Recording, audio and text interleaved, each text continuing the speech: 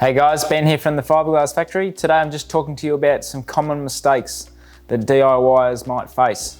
Number one common mistake would be trying to do the job in the incorrect temperature. So fiberglass really likes 18 to 20 degrees. If it's on a hot day, then you don't want to be working in the middle of the day. You don't want to be working in direct sunlight because it's a lot hotter in direct sunlight, and you can have parts of the job go off way before the rest of the job that's not in the sunlight. So if you're working on a boat, pick early on in the day or later on in the day if it's a hot day. If it's a normal kind of a day, just make sure it's in a shaded area so that you're not getting patches. I see people being a bit sloppy with catalyst levels, which is a bit of a mistake because you don't know how long you're going to have with the job.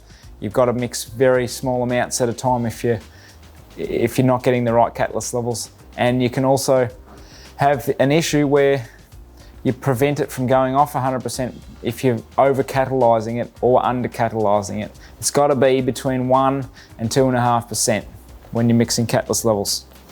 You got to know the time frame of the use of the resin so that it's not catching you when you're still working with it and you haven't got all the air out.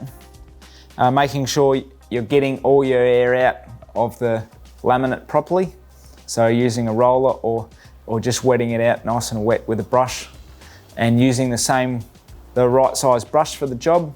So if you're doing a large job, you'll use a 4-inch brush. If you're just doing a small job, you can get away with a 2-inch brush. Tiny repair job, you might use a 1-inch brush.